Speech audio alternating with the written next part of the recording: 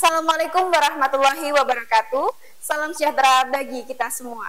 Kami ucapkan selamat bergabung di acara seremoni Dental Cups 1.0 tahun 2024 yang diadakan oleh Fakultas Kedokteran Gigi Universitas Muhammadiyah Surabaya. Pada acara kali ini akan diumumkan pemenang dari kedua lomba, yaitu lomba sains dan lomba poster. Acara hari ini akan disertai dengan talk show yang berjudul Pentingnya Menjaga Kesehatan Gigi dan Mulut bagi Gen Z, yang akan dibawakan oleh Dr. Gigi Adi Cahyo Purnomo, SPOD, selaku Sekretaris Prodi FKG UM Surabaya. Baik hadirin sekalian, perkenalkan saya Lisa Roslina, mahasiswa FKG UM Surabaya Angkatan 2023 yang akan memandu jalannya acara closing ceremony ini. Dengan diawali dengan sambutan dari Dekan FKG UM Surabaya, Dr. Gigi Raden Sabda Alam SPKGA, dipersilahkan. Assalamualaikum warahmatullahi wabarakatuh. Puji syukur kita panjatkan kehadirat Allah Subhanahu wa Ta'ala atas rahmat dan karunia-Nya sehingga kita bisa berkumpul dan mengizinkan kita untuk mengadakan acara closing ceremony Dental Hubs 1.0 tahun 2024 ini.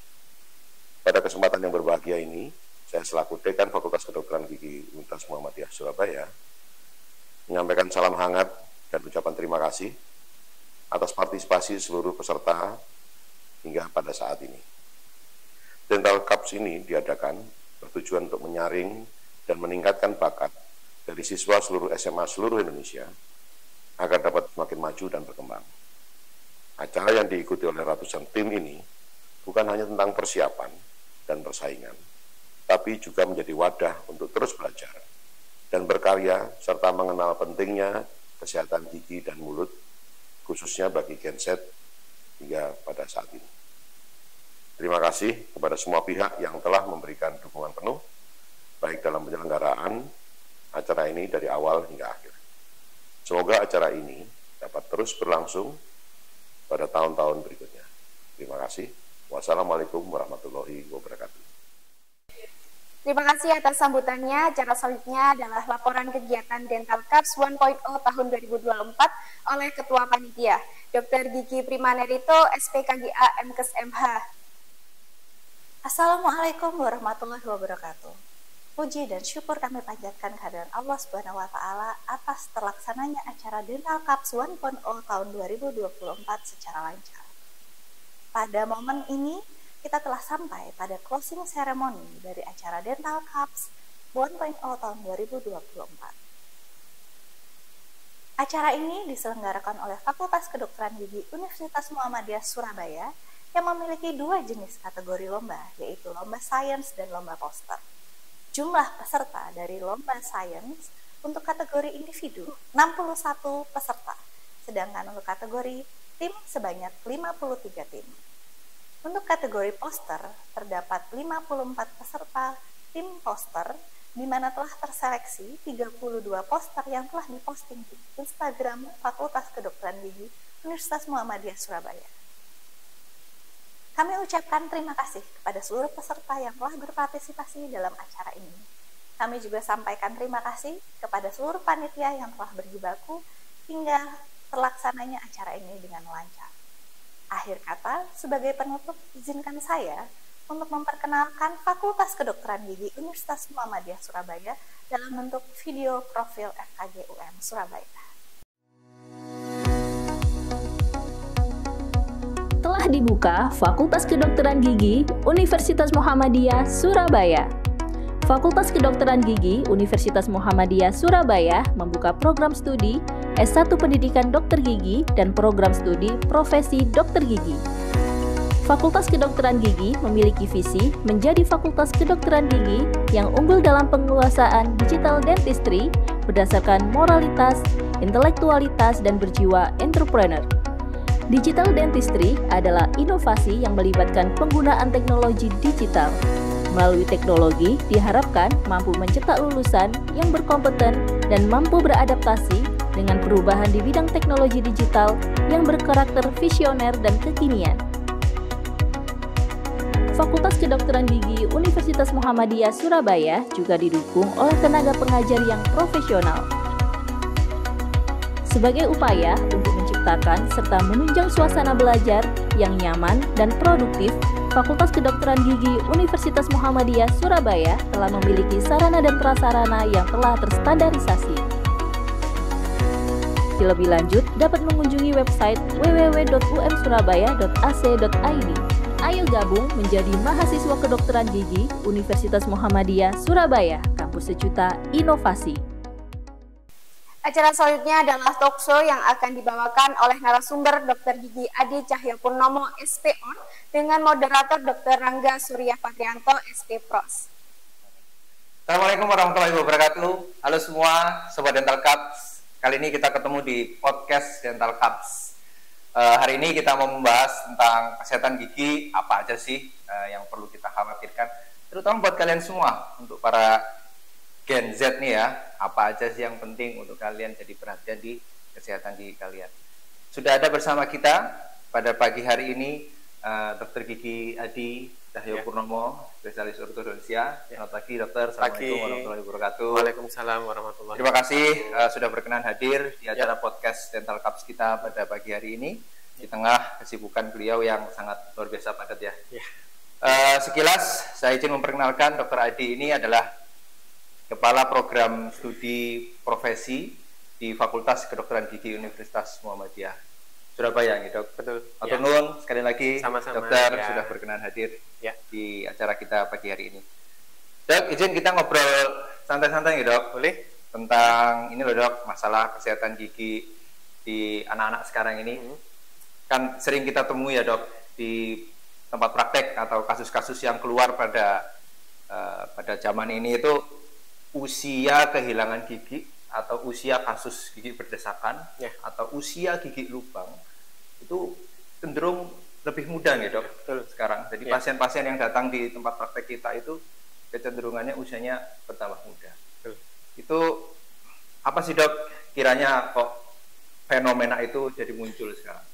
Ya, jadi kalau dilihat dari kondisi yang banyak yang rusak pada generasi yang muda, itu terutama terjadi pada saat gigi masa anak-anak, gigi sulung, di mana oral hygiene, kebersihan rongga mulut yang kurang diperhatikan, terutama yang punya mungkin pada saat masa balitanya ada kebiasaan tidur malam sambil ngedot, minum susu sambil ngedot, itu yang memberi kontribusi kerusakan gigi pada usia dini.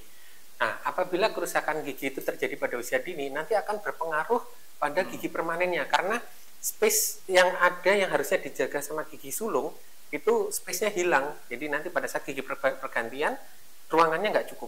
Ditambah lagi dengan gigi sulung yang rusak itu juga mempengaruhi tumbuh kembang rahang.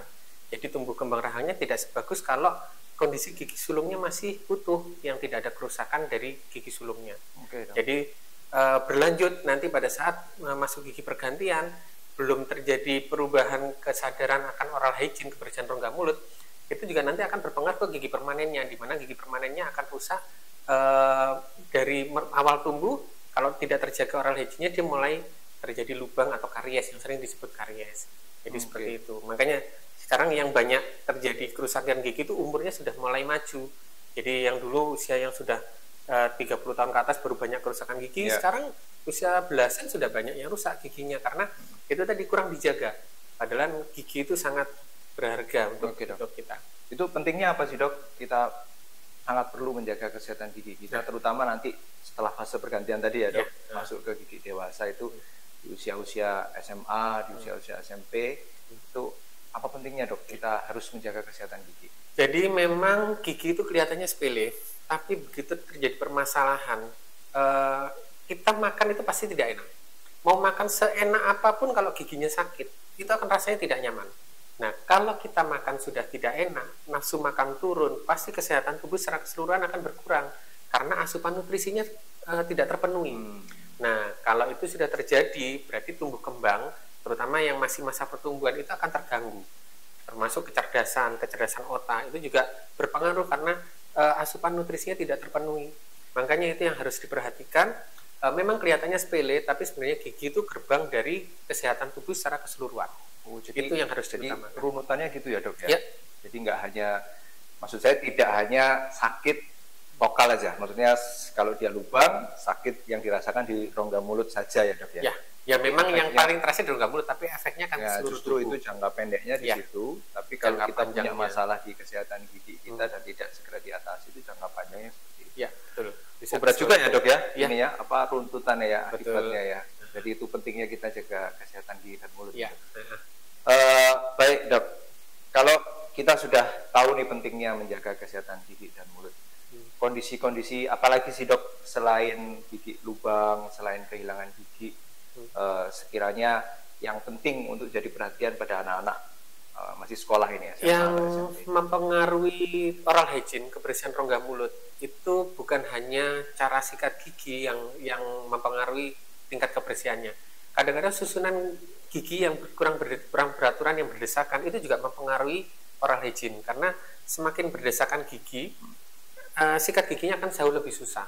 Kalau sikat giginya susah, pasti oral hygiene tidak akan sebagus kalau yang giginya tertata dengan rapi. Susahnya bagaimana dok? Maaf saya Terutama gigi yang bertumpuk ya. Jadi misalnya ini, pasti area yang tumpuk gini itu akan susah untuk dibersihkan. Entah makanan nyangkut, terus lama-kelamaan terbentuk karang gigi, itu juga akan menyebabkan gigi yang rusak, lubang dan akhirnya rusak. Jadi diawali, ini kasus yang lain ya dok ya, berarti gigi yang berdesakan atau tidak rata itu jadi potensi untuk masalah kesehatan gigi yang lain gitu dok ya. Yang mempengaruhi oral hygiene tadi. Baik. Kalau sudah kondisi seperti itu, bagaimana dok kita mengatasinya? Ya sebaiknya ditata giginya. Jadi yang berdesakan, memang sekarang sudah ada namanya perawatan orto, perawatan kawat gigi. Jadi memang tujuan dari perawatan orto itu untuk menata gigi supaya yang berdesakan ditata agar tidak terjadi berdesakan. Harapannya dengan dilakukan perawatan orto yang gigi tertata rapi dapat meningkatkan oral hygiene. Tingkat kebersihan rongga mulutnya akan lebih bagus. Dengan meningkatnya oral hygiene, risiko terbentuk karang gigi juga rendah, risiko terjadinya karies juga akan menurun, sehingga kesehatan rongga mulutnya dapat terjaga. Gitu. Jadi pentingnya memperbaiki susunan gigi jadi seperti itu. Karena itu berkaitan. Baik dok. Itu mulai kapan sih dok untuk orang tua, baik untuk murid, untuk jadi perhatian tuh kapan sih saya harus mulai merawat gigi saya yang sudah terlihat berdesakan? Kemudian kapan juga saya sudah bisa untuk melakukan perawatan seperti yang disampaikan dokter Haji tadi? Ya.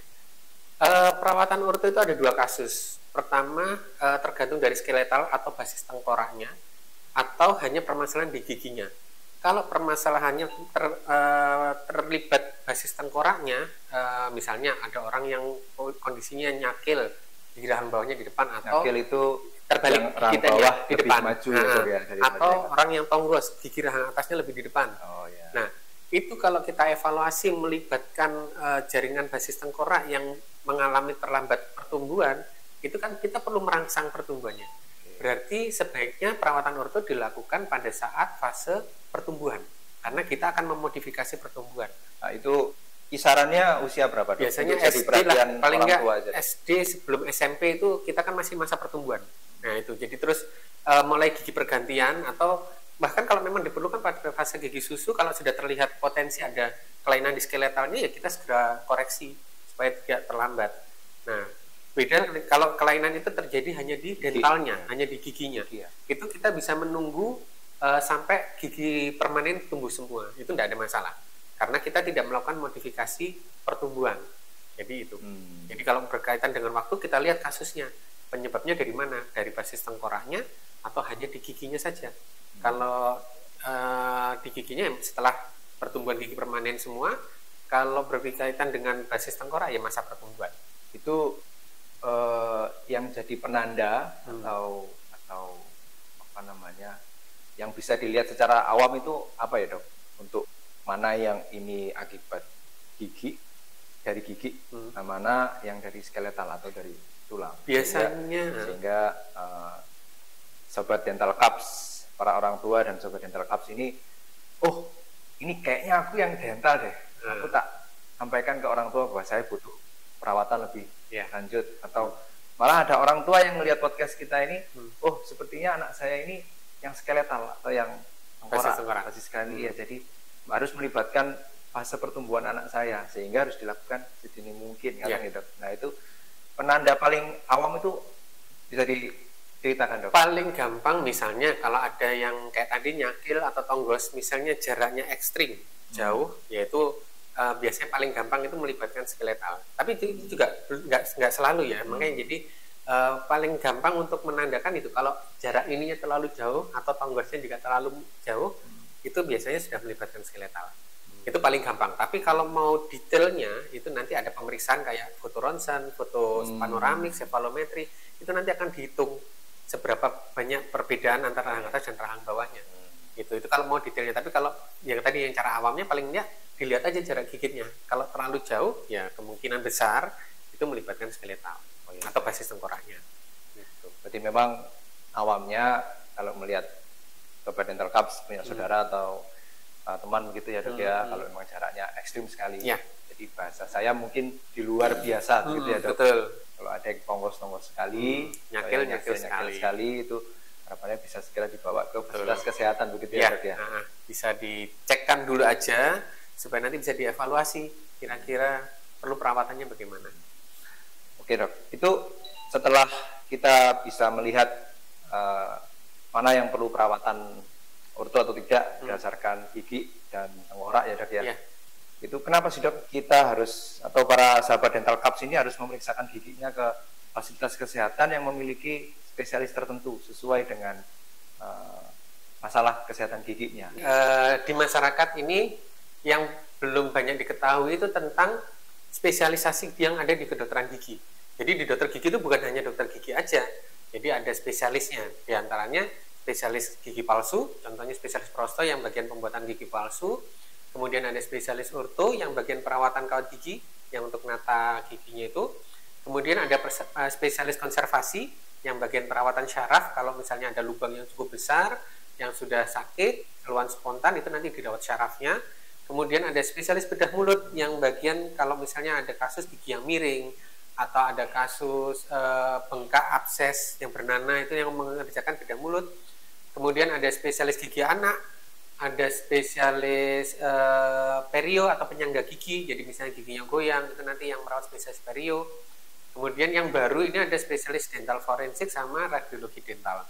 Nah itu yang belum banyak masyarakat tahu kalau di kedokteran gigi ini ada spesialis-spesialisnya. Tadi berkaitan dengan pertanyaan yang apa sih pentingnya mendeteksi penyakit kelainan rongga mulut lebih awal, itu paling enggak kita bisa mendeteksi kalau ada misalnya gigi lubang.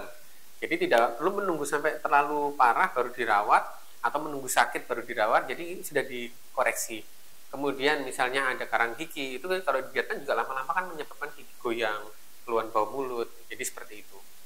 Jadi kalau bisa dideteksi paling nggak tiap 6 bulan sekali, paling lama 1 tahun lah untuk check up ke dokter gigi. Baik. Oke. Begitu ya, Dok. Ya. Kiranya untuk semuanya Sobat Dental Cups. Jadi memang penting sekali ya menjaga kesehatan gigi kita sejak usia dini ya, Dokter ya. Betul. Supaya kita terhindar dari fase sakit itu yang penting. Kemudian yang kedua, supaya kita makan itu tetap enak, tetap nyaman. Kalau kita bisa menikmati makanan yang kita makan, itu insya Allah gizinya bisa terserap, bisa terpenuhi. Kemudian kalau kita di fase pertumbuh kembangan, fase pertumbuh kembangan kita ini bisa sampai ke potensi yang paling maksimal. Betul. Ya, Dok ya. Kemudian ada tambahan lagi mungkin. Boleh, Dok. Jadi mungkin yang Sobat Dental Cups ya, yang ingin untuk mendaftar TNI dan Polri. Oh iya. Itu juga diperhatikan kesehatan rongga mulutnya. Ya, itu justru seleksi awal ya, Dok ya. Itu yang menggugurkan sekian banyak peserta yang mendaftar TNI Polri itu dari kesehatan rongga mulutnya. Selain apa itu aja, Dok, yang bisa jadi perhatian? Gigi lubang pertama, kemudian gigi yang hilang yang sudah pernah dicabut itu akan jadi catatan. Gigi berdesakan, karang gigi itu juga akan dilihat pada saat seleksi awal untuk masuk TNI Polri. Bahkan yang terakhir ini BUMN seperti PT KAI itu juga mulai meminta seperti itu persyaratannya. Jadi nanti nggak menutup kemungkinan BUMN yang lainnya juga akan mengikuti karena kalau sudah satu BUMN diterapkan dan itu bagus hasilnya, pasti akan mengikuti BUMN yang lainnya. Itu gitu. Kenapa jadi perhatian, Dok? Di TNI, Polri, BUMD, BUMN, kenapa kesehatan gigi untuk fase bekerja itu jadi penting sekali?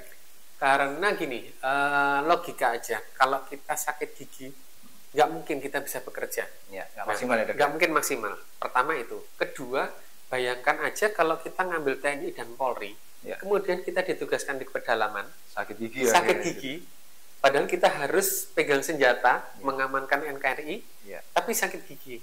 Mau periksa kemana? Di tengah hutan. Di tengah hutan. Jadi itu yang menyebabkan seleksi itu melibatkan kesehatan rongga mulut. Ya, kesehatan tubuh keseluruhan juga diperhatikan, tapi dari awal yang diperiksa di awal itu pasti di rongga mulut. Ya, karena mungkin itu yang paling mudah. Pemeriksaannya paling gampang. Paling mudah, paling cepat, langsung kelihatan.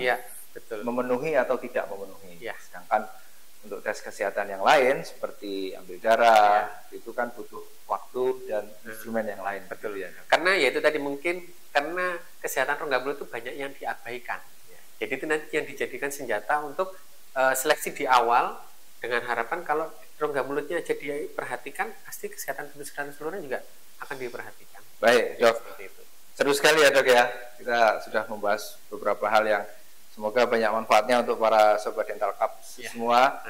Jadi saya harap dari obrolan kita pagi hari ini ya, Dok ya.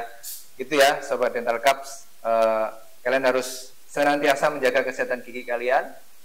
Sedini mungkin segera periksa ke fasilitas kesehatan kalau ada keluhan tentang kesehatan gigi kalian.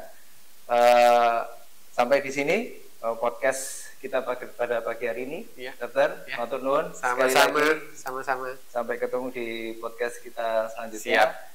Untuk sobat dental cups, terima kasih sudah menonton video ini sampai selesai.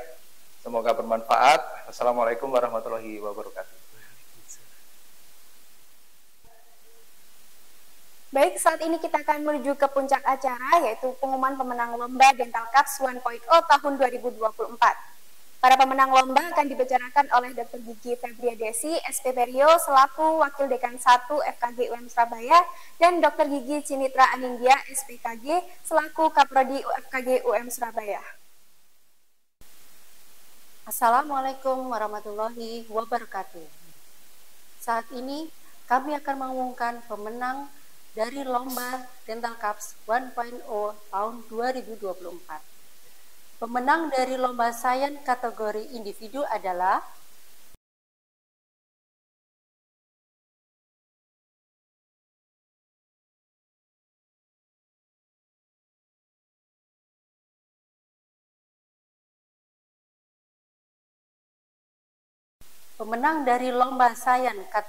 tim adalah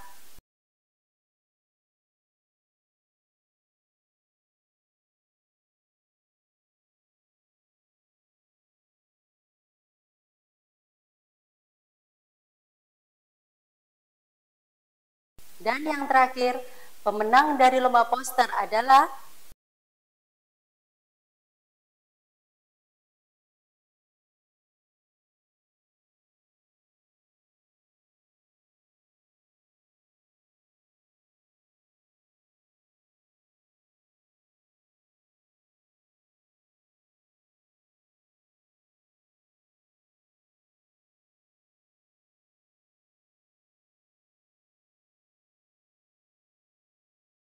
selamat bagi para pemenang dan berhak mendapatkan hadiah sebagai berikut.